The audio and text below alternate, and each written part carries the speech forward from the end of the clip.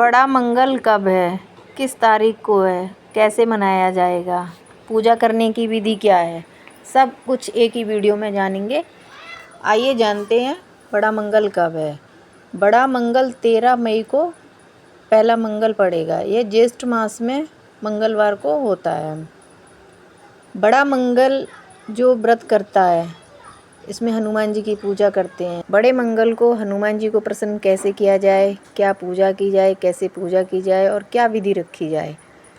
तो बड़ा मंगल जब आए 13 मई को, तो उस दिन हमें सुबह उठकर सिया राम का जाप करना है सबसे पहले। फिर उसके बाद उठकर किसी की उस दिन बुराई ना करें। तो कि कोई सा भी व्रत होता है तो उसमें कभी किसी की बुराई नहीं करनी चाहिए, क्योंकि वो असफल हो जाता है। अगर आपने एक भी बुराई किसी के लिए कर दी या किसी के लिए द्वेष भावना ले आए तो वो व्रत विफल हो जाता है, वो सफल नहीं होता है। तो इस व्रत में हमें करना क्या है, मंगलवार के दिन हमें हनुमान जी को प्रसन्न करने के लिए इसमें बहुत सारे उपाय कर सकते हैं। तो पहला तो उपाय ये है कि हम सुबह किसी की बुराई बिल्कुल ना करें, और जब सुबह हनुमान जी की पूजा करें तो नीचे आटे से चौक बनाते हैं, कई सतिया बना के स्वास्तिक बना के उसको चौक बनाते हैं। उस पर अनाज रख के फिर चौकी लगा के हनुमान जी की फ़ोटो या मूर्ति जो भी है आपके पास वो रख के लाल कपड़ा बिछा के उस पर पूजा करें। उसके बाद करना क्या है कि पूजा आप करने बैठो तो अपने अंदर एक जो भी तुम्हारी इच्छा हो, जो आपको मांगना है भगवान से, वो आँखें खोल कर मांगे। भगवान से कभी आंखें बंद कर कर ना मांगे, भगवान की तरफ देखें और आंखें खुली होनी चाहिए। और भगवान से आपको जो भी इच्छा है वो आप अपनी मांगें, और एक नारियल रखें उस पर, सुबह ही रख दें। और आप देखना 1 महीने के अंदर आपकी वो मनोकामना ज़रूर पूरी होगी। ना अपनी जो आपने जो मांगा है वो नारियल रख कर चौकी पर ज़रूर रखें। फिर उसके बाद फिर आटे के साथ दिए शाम को जलाएं, संध्या बेला में आटे के साथ दिए मतलब गाय के देसी घी में जलाएं। फिर और अपनी पूजा करें। और दिन में भी आप एक उपाय ये भी कर सकते हैं कि भगवान हनुमान जी को लाल चोला भी चढ़ाएं, उससे भी भगवान प्रसन्न होते हैं चोला चढ़ाने से।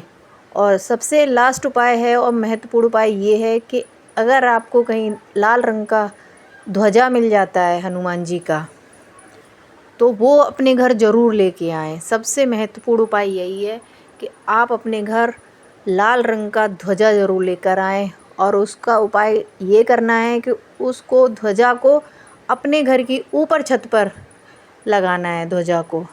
फिर देखना कि आपके घर की रक्षा स्वयं हनुमान जी करेंगे, कोई कष्ट नहीं होगा, मनोवांछित फल भी मिलेगा। और हमारा घर या आपका घर जो भी ध्वजा लगाएगा उस घर की स्वयं रक्षा हनुमान जी करेंगे।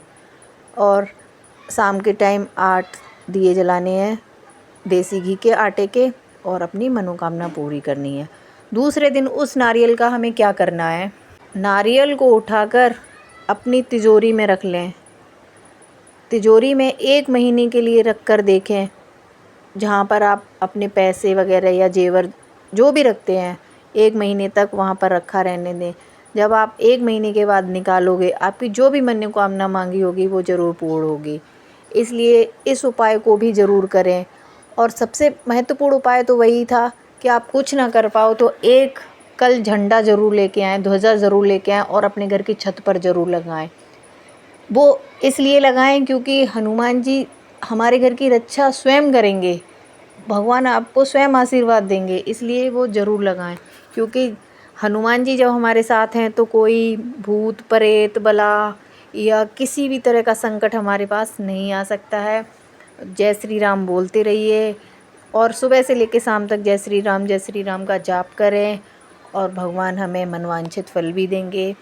और अच्छे से हमें भगवान जी की पूजा करना है, मन शुद्ध रखना है, किसी की हमें कोई बुराई नहीं करनी है, और सारा बहुत ही अच्छे से मतलब शुद्ध मन से हमें ये व्रत करना है। जिसको व्रत रखना है व्रत रखे, नहीं भी रखे तो पूजा ज़रूर करें।